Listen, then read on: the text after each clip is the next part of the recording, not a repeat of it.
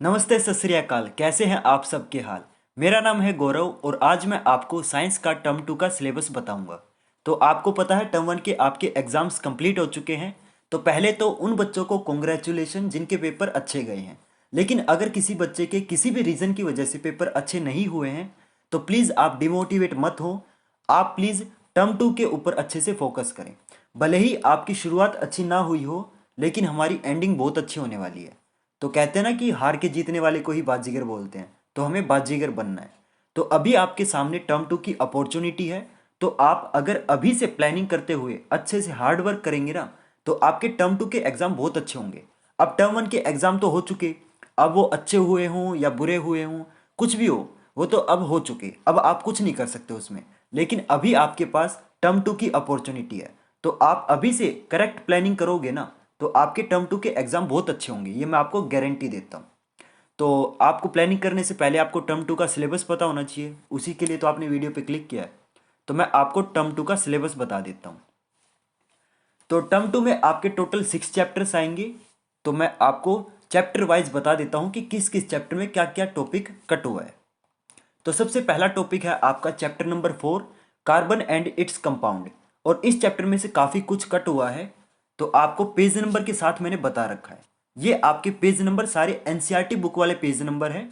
तो page number 67 पे आपको जो नोमेनक्लेचर वाला टॉपिक है ना वो आपका सिलेबस में से कट हो चुका है, ठीक है। फिर पेज नंबर 69 पे है आपका केमिकल प्रॉपर्टीज, वो भी आपका कट हो चुका है। 71 पे आपका इथेनॉल एंड इथेनोइक एसिड, ये वाला टॉपिक भी आपका कट हो चुका है। और ये जो टॉपिक मैं बता रहा हूँ ना, या तो आप अपनी बुक के अंदर मार्क कर लेना या फिर आप अपनी फेयर नोटबुक में लिख लेना, ठीक है। सिलेबस लिखना बहुत ज़रूरी है क्योंकि आप बार बार वीडियो तो देखोगे नहीं। लेकिन अगर फिर भी आप लिखना नहीं चाहते हो तो आपको मैं बता दूं, डिस्क्रिप्शन में मैंने इस पीडीएफ का लिंक दे रखा है। तो उस लिंक पे क्लिक करके आप पूरे सिलेबस को डाउनलोड कर सकते हो। तो उससे आपको लिखना भी नहीं पड़ेगा। नेक्स्ट टॉपिक आपका पेज नंबर 74 पे सोप्स एंड डिटर्जेंट वाला टॉपिक भी कट हो चुका है। तो ये 4 टॉपिक आपकी बुक में से कट हो चुके हैं। अब मैं आपको बताता हूं कि कौन कौन से क्वेश्चन कट हुए हैं। जब आपका चैप्टर कंप्लीट हो जाता है तो चैप्टर के लास्ट में आपके कुछ एनसीईआरटी वाले क्वेश्चन होते हैं। तो यहाँ पे क्वेश्चन नंबर लिख रखा है कि कौन कौन से क्वेश्चन कट हुए हैं। तो क्वेश्चन नंबर 2, 3, 4, 7, 8, 10, 11, 12, 13, 13 और 15, ये कुछ क्वेश्चन है जो आपके सिलेबस में से हटा दिए हैं। और ये क्वेश्चन बहुत ज़्यादा मुश्किल होते थे तो बच्चों को ना ये याद नहीं होते थे। तो आपके लिए तो बहुत अच्छी बात है, ये आपके सिलेबस में से कट हो चुके हैं। तो एक मैं छोटा सा आपको पर्सनल टिप देना चाहता हूँ क्योंकि मैंने 11th में साइंस ली थी तो मैं साइंस का स्टूडेंट हूँ। तो मैं आपको एक टिप देना चाहता हूँ, पर्सनल है वैसे, आप अगर मानना चाहो तो मान लेना। अगर आप 11th क्लास में साइंस लेने वाले हो ना तो प्लीज़ आप इन टॉपिक्स को मत छोड़ना क्योंकि आपका ना ये टॉपिक बेस बनेंगे। जब आप 11th में चले जाओगे, 12th में चले जाओगे, यहाँ तक कि जब आप कॉलेज में चले जाओगे ना, ये जो कार्बन वाला चैप्टर है ये आपका कभी भी पीछा नहीं छोड़ेगा।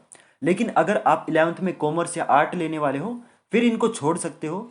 लेकिन प्लीज़ मैं आपको यही एडवाइस दूंगा कि अगर आप 11th में जब अगर आपकी प्लानिंग है कि आप साइंस लेने वाले हो ना तो ये टॉपिक बहुत ही ज़्यादा इंपॉर्टेंट होने वाले हैं। तो प्लीज़ इनको मत छोड़ना, ठीक है।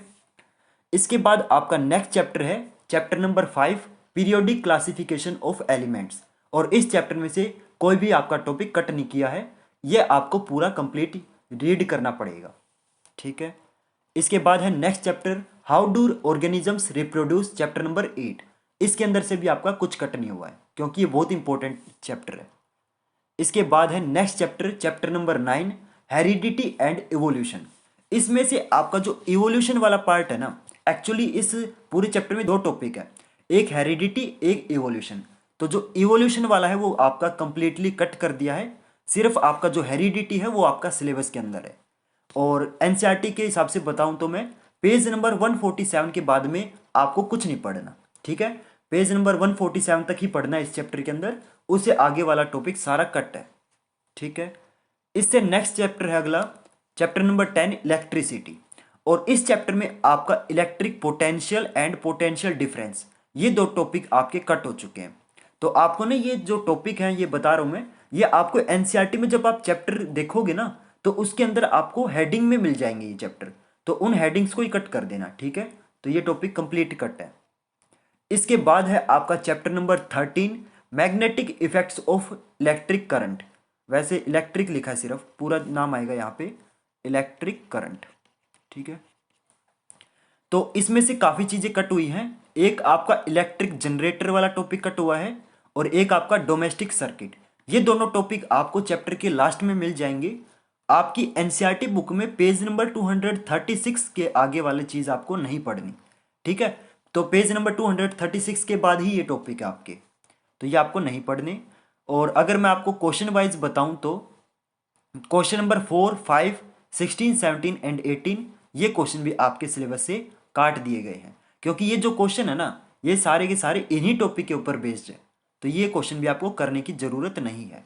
तो और ये कौन से क्वेश्चन है, ये जो बैक एक्सरसाइज में क्वेश्चन दे रखे ना उन क्वेश्चंस की बात कर रहा हूं मैं, ठीक है। जब आपका चैप्टर कंप्लीट हो जाता है तो आपके एनसीईआरटी क्वेश्चन होते हैं ना, उन क्वेश्चंस की बात कर रहा हूं। तो ये टॉपिक आपके कट कर दिए।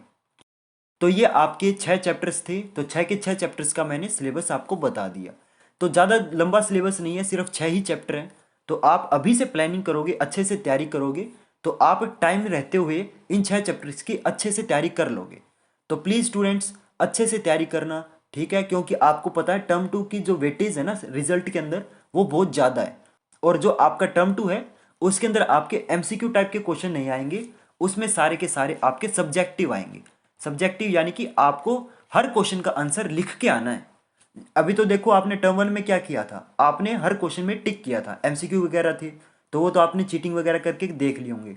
लेकिन हो सकता है, मैं सबकी बात नहीं कर रहा कि सभी चीटिंग नहीं करते, मुझे पता है, लेकिन फिर भी मतलब एक एक्चुअली क्या होता है, एमसीक्यू थोड़े से ना ईजी होते हैं सब्जेक्टिव के कंपैरिजन में। सब्जेक्टिव में क्या होता है, आपको हर क्वेश्चन लिखना पड़ता है, बहुत ज़्यादा टाइम लग जाता है। एमसीक्यू में क्या होता है, आता है तो टिक करो और नहीं आता तो अगले पे चलो, है ना, उसमें टाइम काफ़ी बच जाता है। लेकिन आपका जो टर्म 2 है वो सब्जेक्टिव होने वाला है, उसमें आपको हर क्वेश्चन का आंसर लिख के आना है, तो उसमें आपको अच्छे से ज़्यादा मेहनत करने की ज़रूरत है। तो प्लीज़ अच्छे से तैयारी करना टर्म 2 की, ठीक है। और आप मेरे चैनल को सब्सक्राइब भी कर सकते हो, क्योंकि मैं आपके सिलेबस से रिलेटेड वीडियोस बनाता रहता हूँ और आपको मैं पूरा कंप्लीट सिलेबस करवाऊंगा टर्म 2 का। तो सब्सक्राइब करने से ऐसा नहीं है कि सिर्फ मेरे को हेल्प मिलेगी, आपको भी हेल्प मिलेगी, क्योंकि जो वीडियोस बना रहा हूँ वो मैं आपके लिए ही तो बना रहा हूँ।